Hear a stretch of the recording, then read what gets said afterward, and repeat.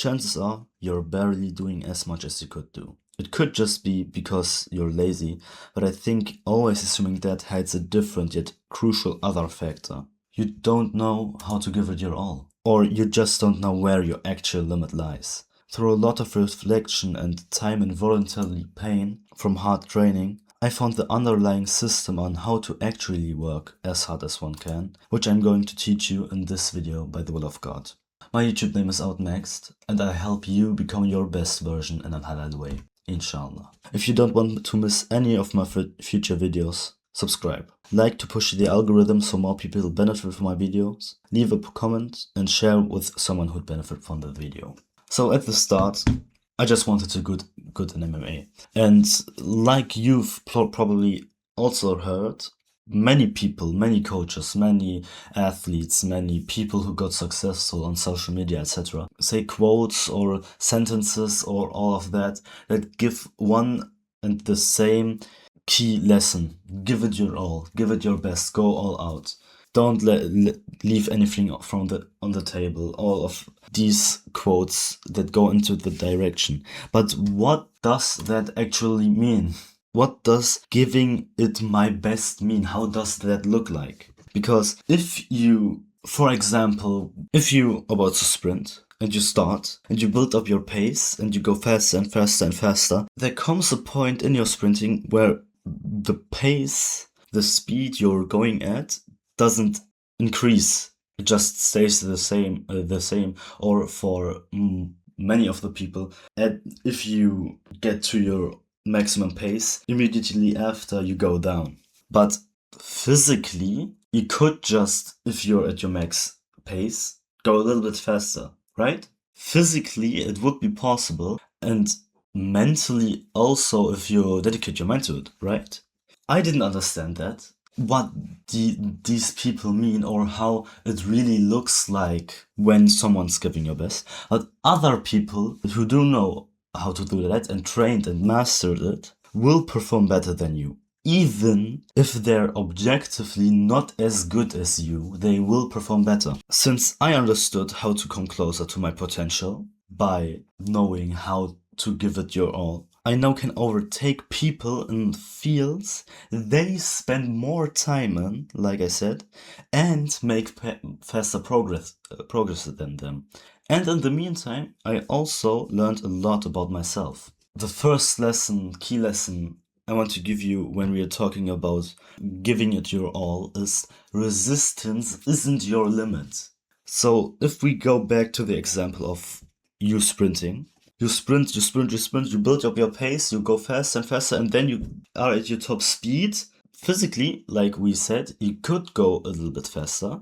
And why you think it is your limit, and immediately if I say so, you don't really think about it anymore, is because after you go to your most people would call it top speed, you experience resistance. It's not your limit, it's just a resistance. It is like I always thought it of a wall at a straight path of you.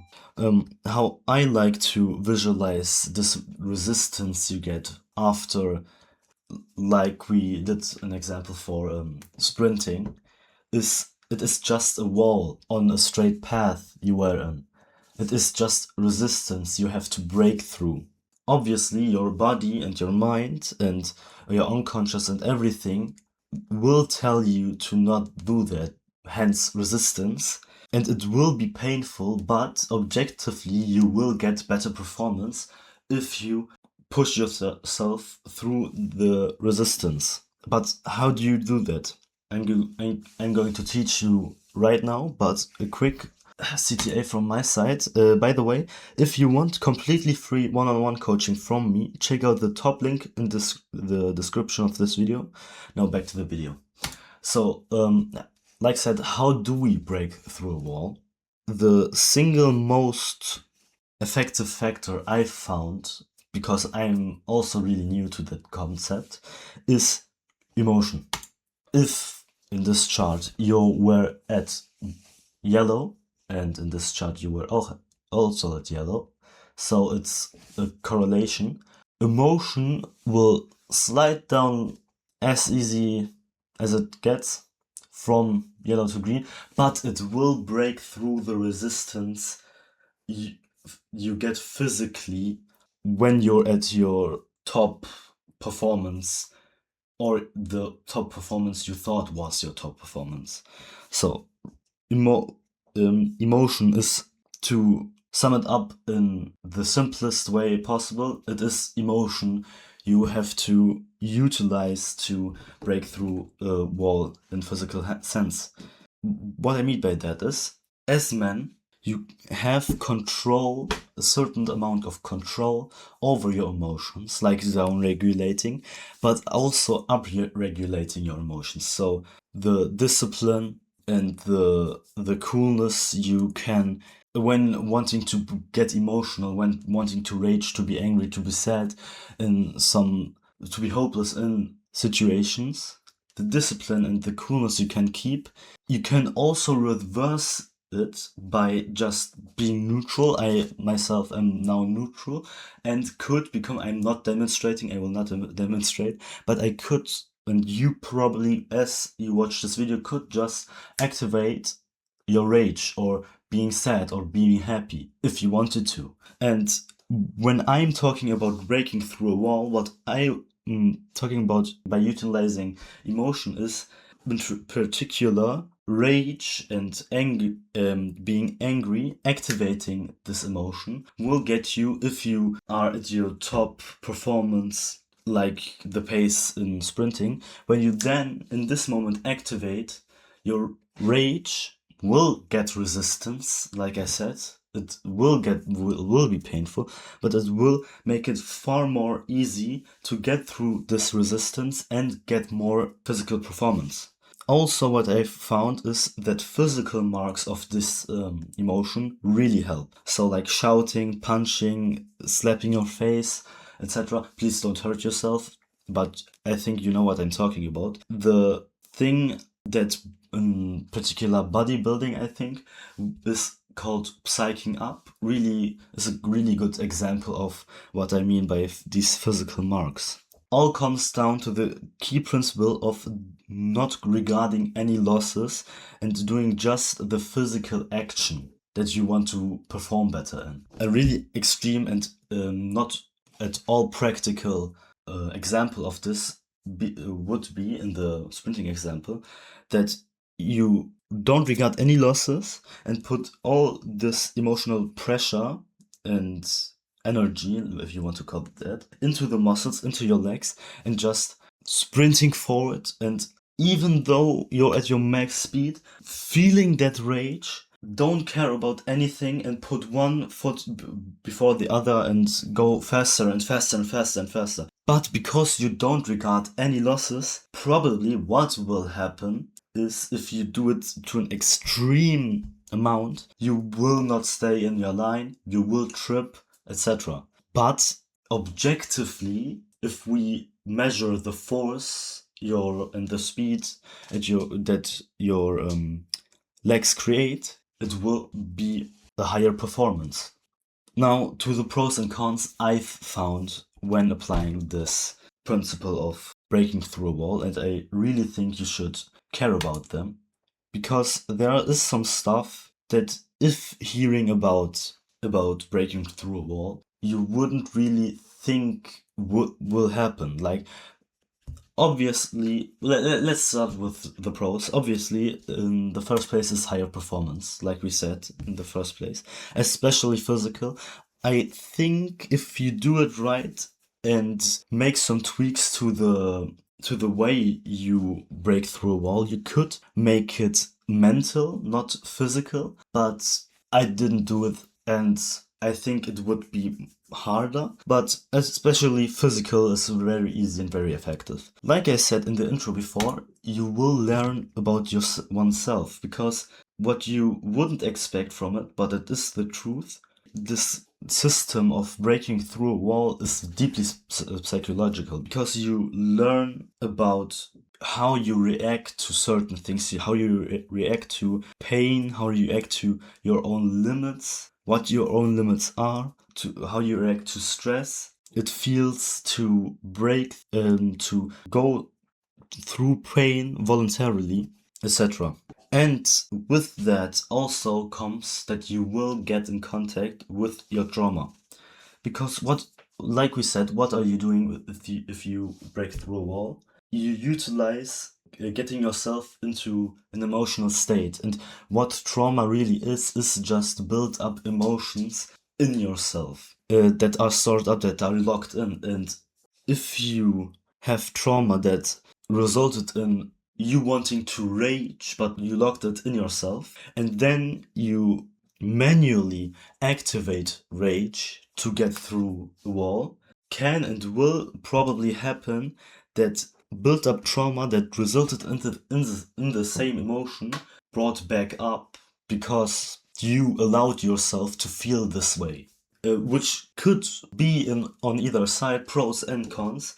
It is probably not the reason why you clicked on this video and wanted to perform better and not get in contact with your trauma, but it is getting in contact with your trauma and healing it is by itself a positive thing. But if you don't want to do that, you could value it as a con. And of course, my last pro is you build mental resilience, you train your prefrontal cortex, because what you're essentially doing is, when going through resistance, even if it's with emotion, it is an act of discipline, it is an act of doing something you don't want to do, but doing it anyways, hence discipline, mental resilience, etc. Now to the cons.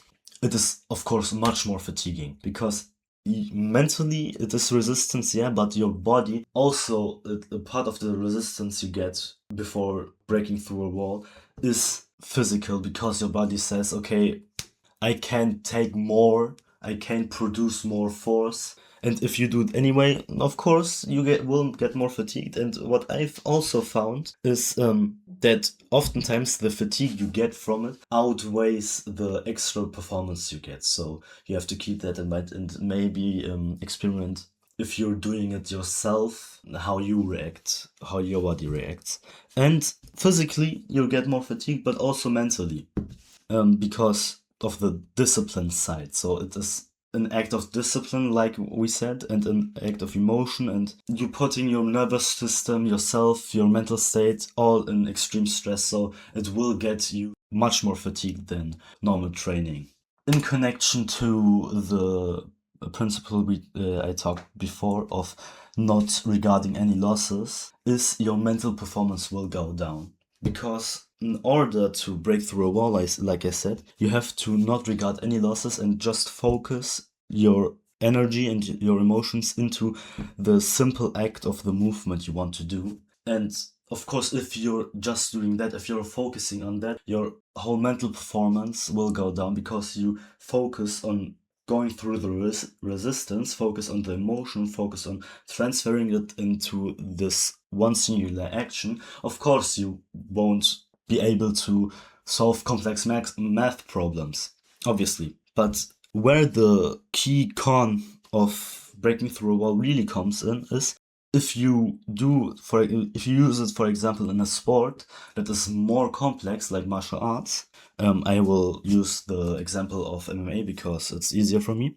You could just, if you're in the stand-up right now, throw a massive overhand and put your childhood trauma into that, and if it lands, he will get knocked out, of course, or probably will get knocked out, but chances are he just dodges it, or you trip and fall, and then you are extremely fatigued in a worst position, etc., etc. So you have to really think about when using it. There are, of course, spaces, I think, where using breaking through a wall have a place in sports like martial arts, but you have to really think about when to use it. Not always, and not in every situation. And the last con I want to talk about is what I've experienced, and I've not really learned how to cope with that con, is if you use it, especially if you train or use breaking through a wall in public with other people. Firstly, they thought your max potential was this, of performance was this yellow square. But after breaking through the wall of to the green or the dark green, your potential performance gets exposed. There was a resistance where you unconsciously, not by your own will, hit a buffer, if you want to call it that, from yourself and other people that now gets exposed, and they now know your real potential, if you will, which probably isn't as good, because if you have people in your surroundings that you're not sure you can trust, you now think you can trust, but you don't. Oftentimes, if something happens, I know you, I think you know what I'm talking about. In those extreme situations, these hidden buffers, the walls, also you also break through. In these situations, you also break through the walls because it's an extreme situation, like it's something like life or death or extreme rage after betrayal. What essentially happens is you also get an insane amount of emotions, which lets you break through these walls and lets you perform better in what you were going to do to defend yourself, to save one, etc. Now, if you break through the wall in your training and to perform better in your fights, etc., where other people see that, they now know what your real potential is and can work with that if they are going to do something that's not as pleasant. That's the first thing. So your hidden buffer, as I call it, gets exposed to other people, but also your hidden buffer gets exposed to you. An example from myself in MMA training is what we're always in the warm-up, or warm-up is like a mix of warm-up and cardio session, and what we do, or what we're doing, is an exercise, and I couldn't do the exercise in the correct form, and always just did it like with bad form. But now that my performance, the performance I can get to if I break through a wall is exposed, and I'm doing the exercise in not a good form, but I know I could do it in the right form if I break through the wall, it becomes really easy for me to just, what am I doing here? Doing this exercise wrong. Just let me push through it and do it the right way. But all these cons I talked about, there are these cons I talked about. Through knowing what your real potential is, it gets really easy for you to just use it all of the time, because why shouldn't you? I think you understand what I mean. Why shouldn't you do all your best? Maybe because of the cons. What I want to tell you is that I'm also, like you probably noticed, really new to this mechanism I found. And you have to find a way, or find a system, or change your routine or your training in a way that you can train outside of your, like I call it now, out of this wall, of these walls, outside the potential you thought you were in. You want to train that, but you don't want to make it a regular thing, I think. And you have to find a way how you use this part of your performance, but not as often. So you have to make rules when to use it, why to use it, how to train it, etc. Like I said, that's a problem I'm facing in the moment as well. What I want to tell you is, be careful. This and the things I talked about with the trauma, it could make you mentally more unstable, because, like I said, it's very deeply psychological. Use it at your own risk. You don't have to use it, of course. I'm just here to tell you what I've learned about. Click and watch this video right now, or check out the links in the description.